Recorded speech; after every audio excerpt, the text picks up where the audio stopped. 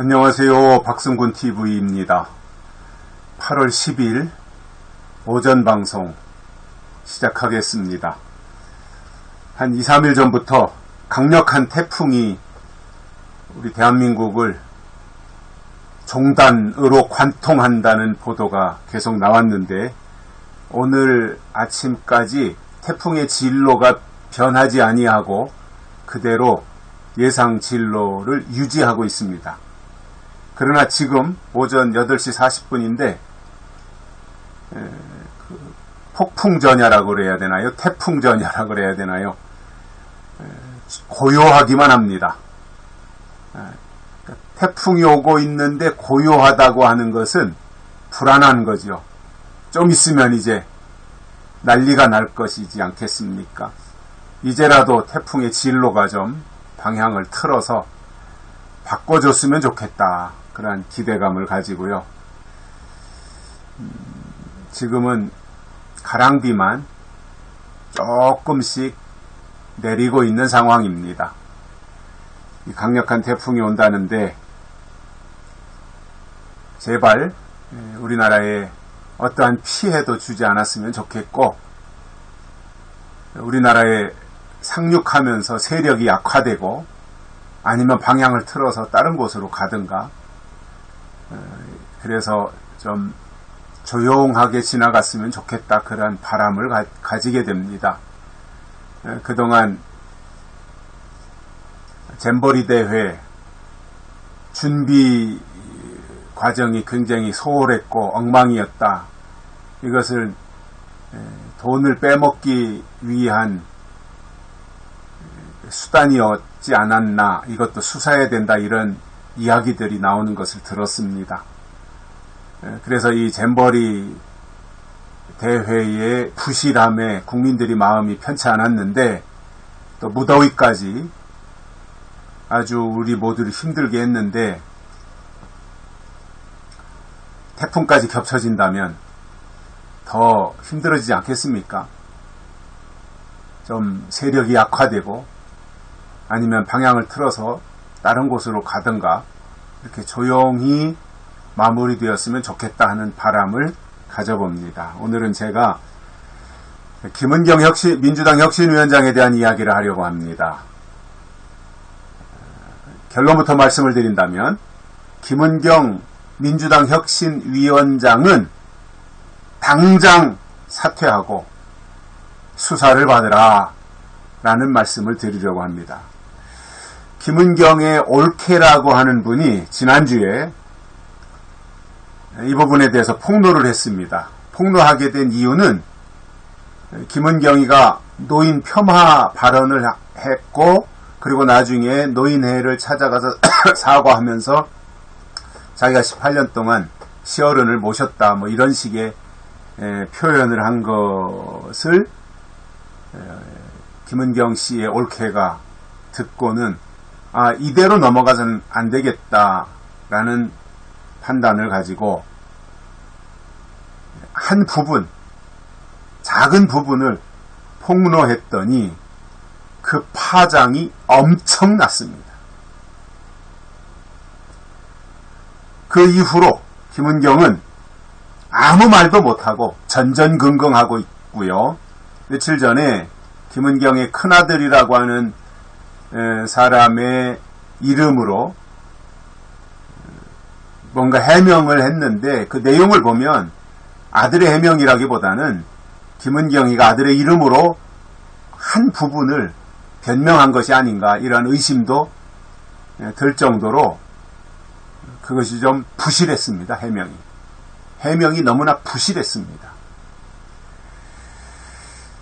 제가 이 김은경 씨에 대해서 혁신위원장 처음 임명됐을 때도 그렇고 최근에도 그렇고 그 포털에서 김은경을 치고 아니면 뉴스에 나오는 김은경 씨의 사진을 보면 굉장히 평범한 중년 여성으로 보이잖아요. 평범하게 사치스럽지도 않고 화려해 보이지도 않고 그렇다고 해서 미모가 뛰어나지도 않고 그냥 평범하고 어찌 보면 약간 좀 어리숙해 보이는 면이 있더라고요. 제 눈에 비춰진 것은 그랬습니다. 그런데 김은경의 올케가 폭로한 내용을 듣고 김은경을 보니까 아하, 겉과 속이 완전히 다른 사람이구나. 김은경의 내면은 전혀 아닌 사람이라고 생각이 드니까 굉장히 놀랐습니다.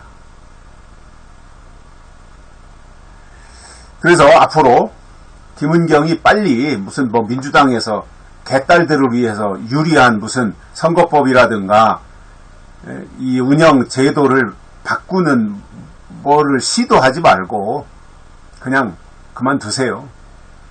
김은경은 하루라도 빨리, 지금이라도 당장 민주당 혁신위원장을 사퇴하고 사라지는 것이 그나마 남은 당신의 인생에도 좋을 것이고 국민들의 분노도 이 정도로 사그라지게 만들어주는 것이 지금 할 수 있는 김은경의 최종 마지막 도리라고 생각을 합니다. 김은경 씨 올케 폭로를 통해서 우리가 좀 더 구체적으로 이런 부분들을 생각해야 될 것은 저는 이렇게 생각해 세 가지를 이제 생각을 하게 되는데 첫째로는 김은경 씨의 남편이 왜 자살했는가 이것을 밝혀야 됩니다. 김은경이가 부검도 하지 못하게 했다고 하는데 그리고 그 김은경 씨의 남편의 죽음에 대해서 지금 이야기가 분분하잖아요. 그 남편 돌아가신 남편의 가족들은 싸우고 아파트에서 뛰어내려서 죽었다 이렇게 이야기를 하는 것이고 그 아들이라는 사람이 나와서 하는 것은 사랑한다고 고백하고 침을 흘리면서 무릎에 누워있다가 방에 들어가서 뛰어내렸다 이런 이야기인데 그 남편이 왜 자살했는가 그 남편이 자살한 배후에 김은경의 무슨 일이 얽혀 있거나 엮여져 있는 것인가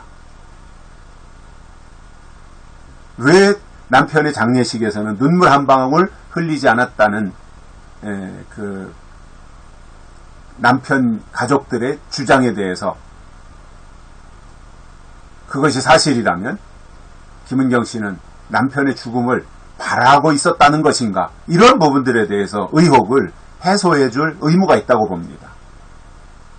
또 두 번째로는 시아버지의 자살 이유가 밝혀져야 됩니다. 아들을 먼저 떠나보내고 부모의 입장에서 얼마나 힘든 나날을 보냈겠습니까? 자식은 묻히면 부모의 가슴에다가 자식이 죽으면 부모의 가슴에다가 묻는다고 하는데 얼마나 한이 많겠어요. 이 아버지의 입장에서. 어머니는 좀 더 일찍 돌아가셨다고 하고 이 김은경으로 말미암아 아버지와 어머니, 시아버지와 시어머니의 마음에 얼마나 돌이킬 수 없는 커다란 상처를 주었고 그 가족들 모두에게 씻을 수 없는 고통과 아픔을 준 원인이 무엇이고 누구인지 밝혀져야 되지 않겠습니까? 혹시 시아버지의 자살 이유에 김은경이가 깊이 관여되어 있는 것인지 이런 부분들은 밝혀져야 된다고 봅니다. 세 번째로는 아버지와 남편이 운영하던 사업체가 왜 남편이 죽자마자 김은경의 남동생에게로 이전되어 갔는가? 왜 그렇게 했는가? 이 부분에 대해서는 빨리 수사가 이루어져서 밝혀져야 될 것이라고 저는 분명하게 생각을 하고 요청을 드리는 바입니다. 사회적 문제가 빨리빨리 봉합이 되었고 이러한 의혹에 대해서 투명하게 해소가 되는 것이 국가가 국민을 위해서 해야 할 일이 아니겠습니까? 사법적으로 이런 것들이 빨리빨리 조사가 되어서 사법 정의가 실현돼야 되지 않겠습니까? 혹시 이건 아주 생각해서는 안 될 의심이지만 혹시 하도 이상한 일이 많이 생기다 보니까 혹시 김은경과 이재명은 무슨 관련이 없는가? 왜냐하면 처신하는 게 너무나 비슷하잖아요. 이재명, 김은경. 주변의 사람들이 죽어나가는 것도 그렇고 굉장히 철면피인데다가 그리고 겉과 속이 다른 거. 이러한 것들이 너무나 닮았어요. 그래서 이런 부분들에 대해서 이 세 가지가 하루속히 백일하에 밝혀져 이런 부분에서의 국민들이 가지고 있는 합리적 의심을 해소시켜 주기를 바랍니다. 여기까지 하겠습니다. 고맙습니다. 오늘 태풍이 온다고 하는데 아무 일 없이 무사히 오늘 하루 보내시기를 바랍니다.